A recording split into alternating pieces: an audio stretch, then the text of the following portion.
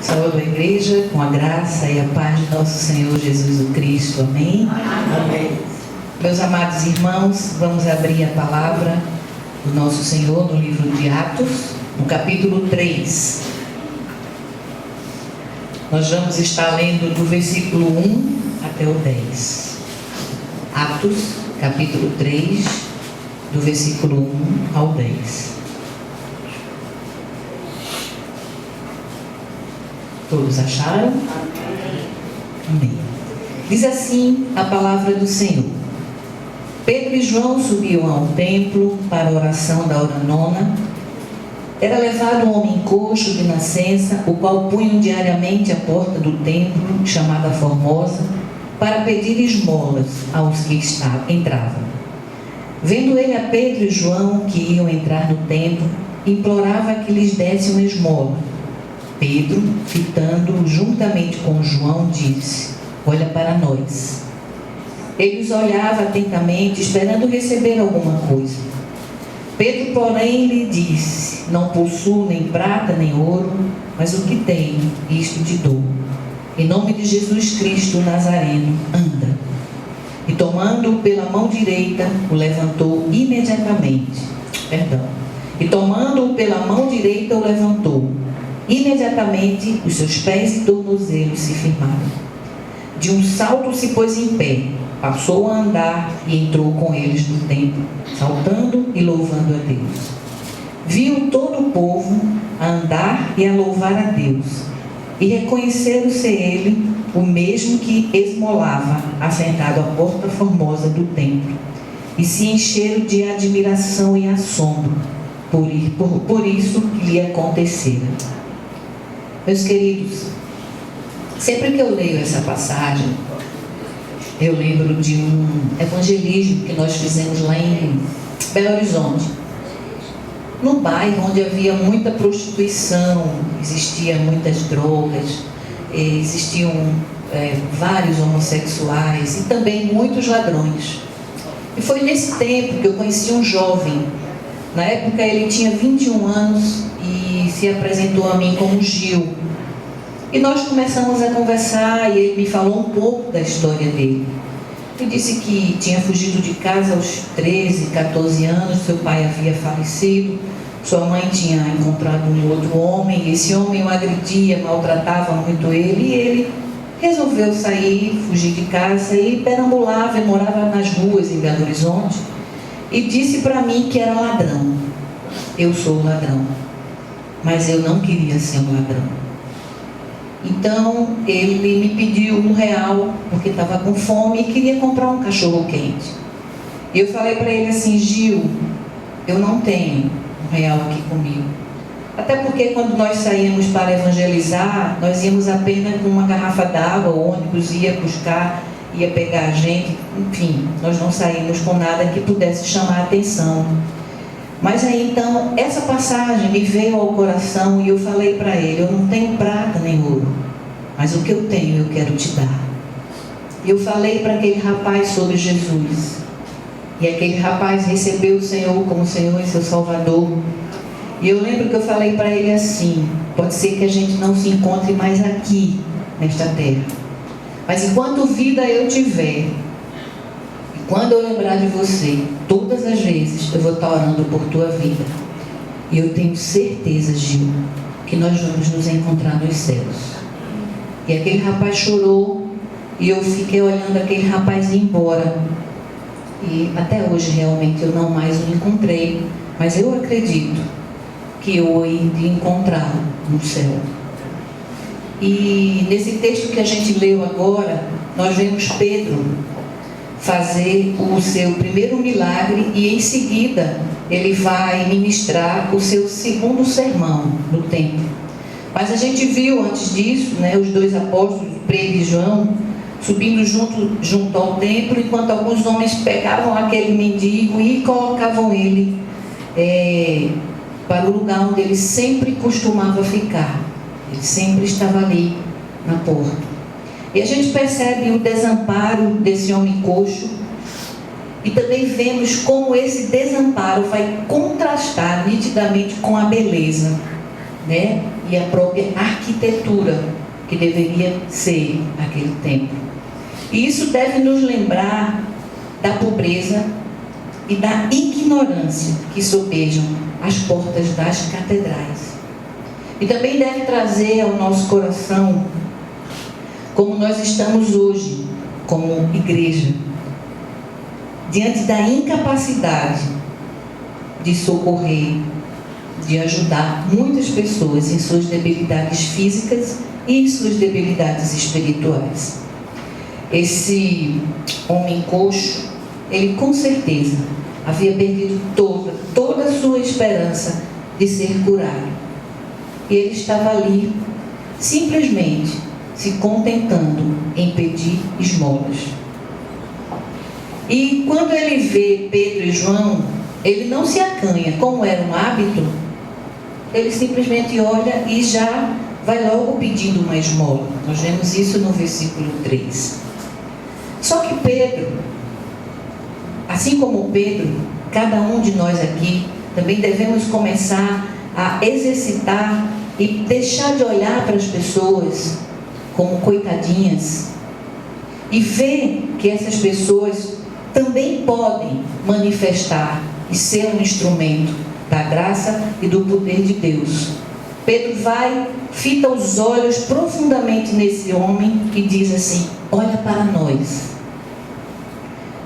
A intenção de Pedro não era, em hipótese alguma, chamar a atenção, alardear a presença dele e a de João, mas chamar a atenção daquele homem de uma forma especial. E muitas vezes nós também somos chamados de uma forma muito especial, por alguma circunstância, por alguma pessoa, por alguma palavra. E essas coisas precisam estar assim,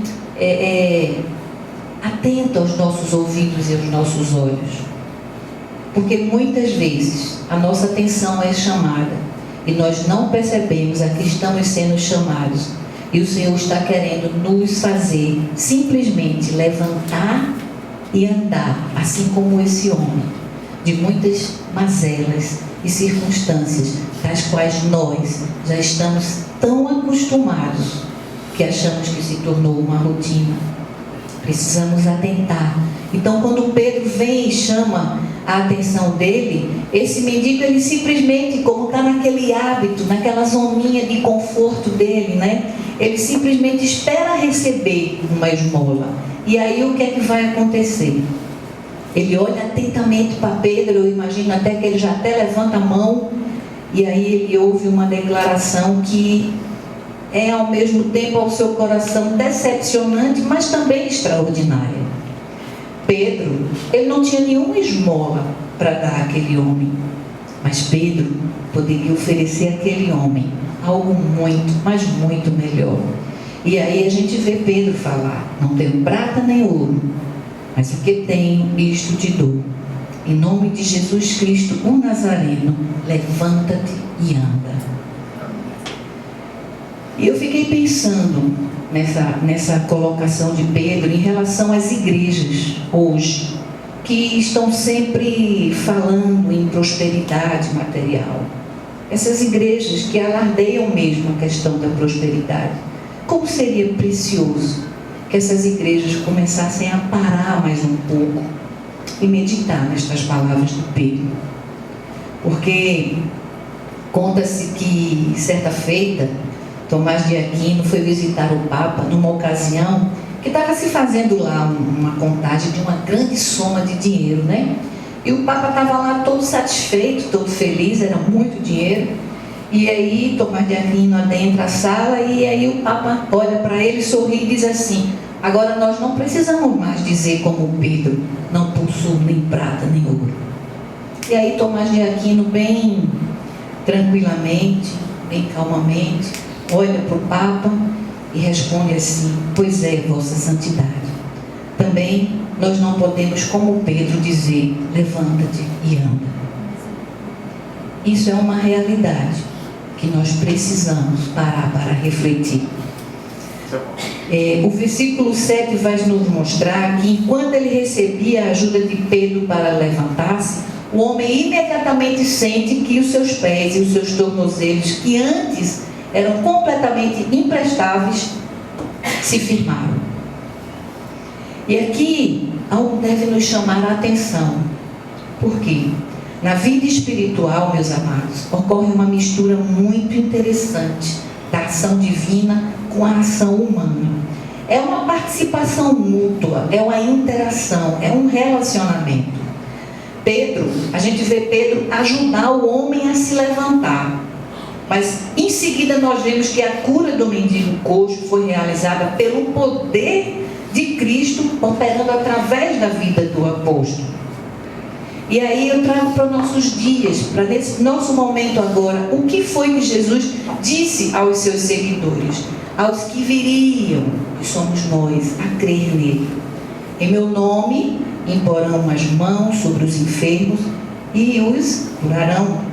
A igreja continuou o ministério de cura que Jesus exercera simplesmente em obediência à sua vontade.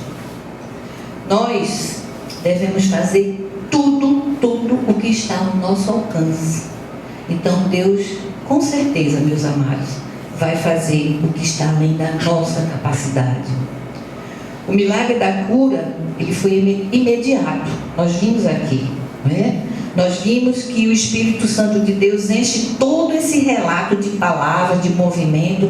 O cara de um salto se pôs em pé, passou a andar, já entra saltando. Então esse milagre foi imediato, não foi de uma forma gradual. E é interessante a gente ver que o nosso Senhor trabalha com cada um de nós de uma forma muito diferente. Em algumas coisas ele age assim, rapidão. Em outras ele vai trabalhando com você. E eu costumo dizer, que foi através de um livro que eu li, que Deus vai trabalhando em algumas circunstâncias com algumas pessoas em banho-maria, lentamente. Mas o processo é contínuo, a libertação ela é diária.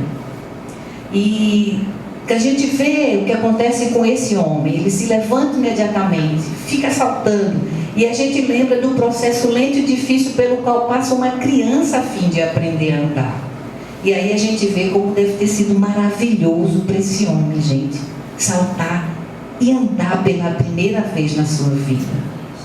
Esse milagre, realizado em nome de Jesus, também vai ser mais um testemunho para o povo de Israel. Por quê? Porque o Messias que foi crucificado por eles estava vivo e estava ali, desejando curá-los e salvá-los.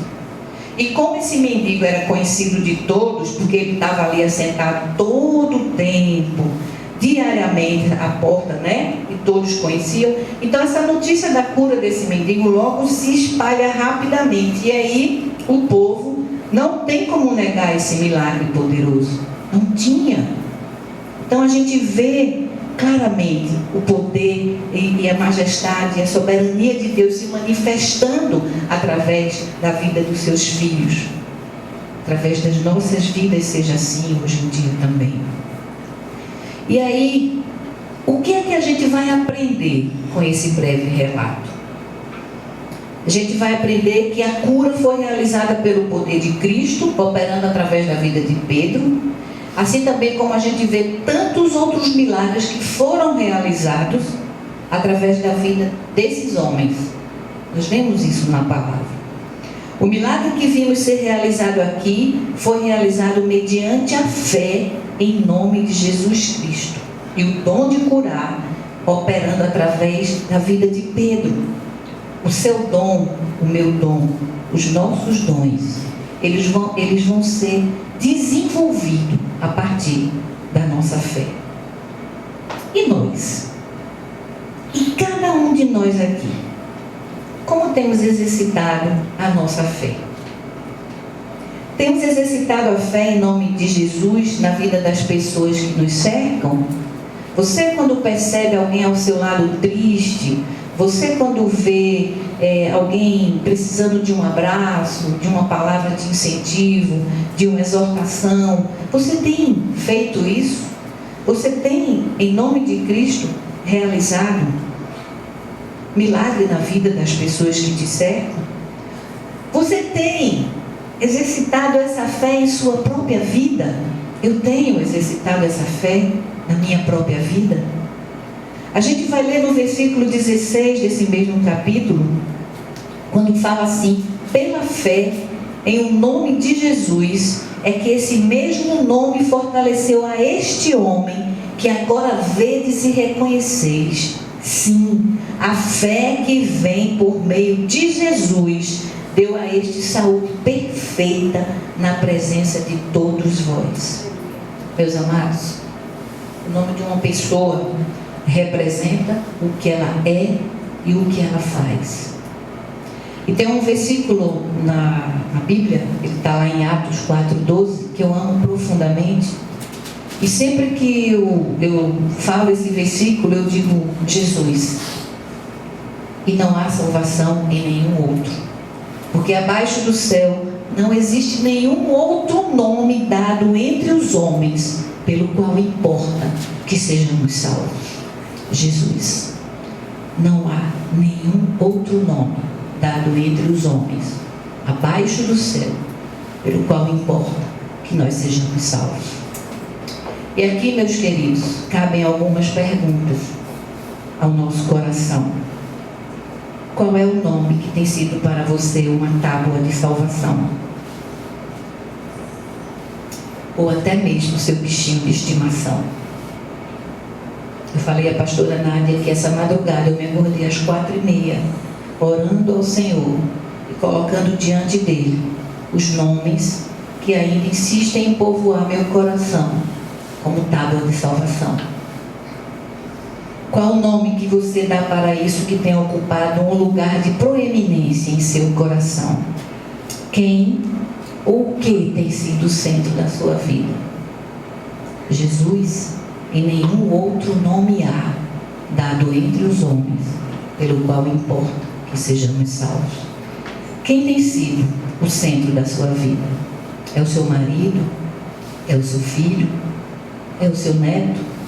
São seus bens? É a sua posição? São seus hobbies? Ou quem sabe são seus vícios?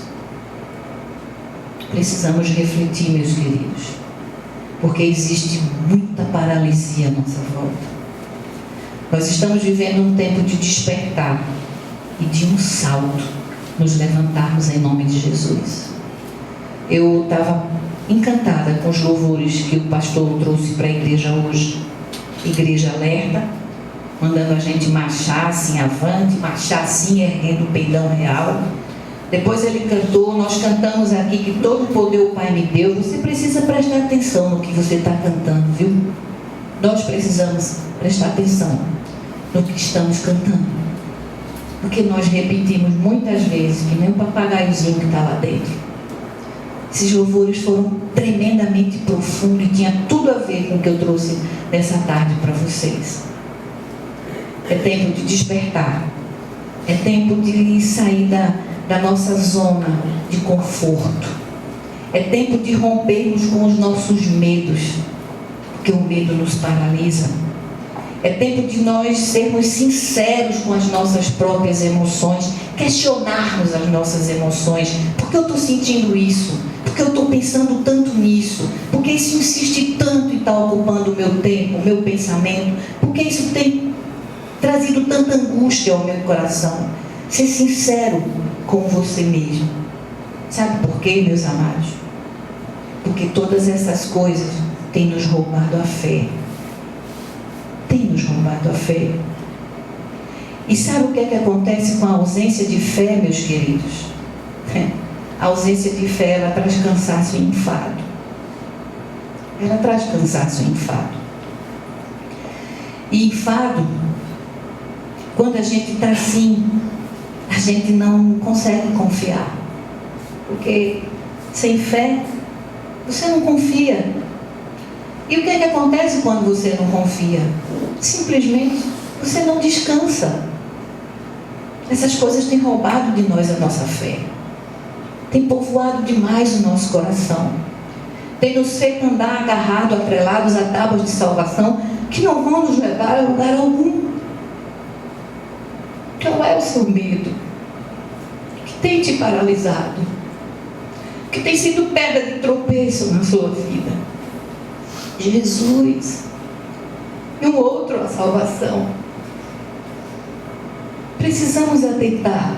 É chegado o mesmo tempo, meus amados, de revermos os nossos valores. Porque cada um de nós aqui, como corpo de Cristo na terra, há um bom tempo, não podemos parar de olhar profundamente nos olhos daquele que está à nossa frente e dizer: meu irmão, minha irmã, eu não tenho nem prata nem ouro, mas o que eu tenho, eu te dou. Em nome de Jesus Cristo Nazareno, levanta-te e anda. Que nesta tarde, sabe, você verdadeiramente decida se levantar e andar, deixando para trás tudo aquilo que tem roubado de você a tua fé, a tua confiança e o teu descanso. Que Deus nos abençoe. Amém.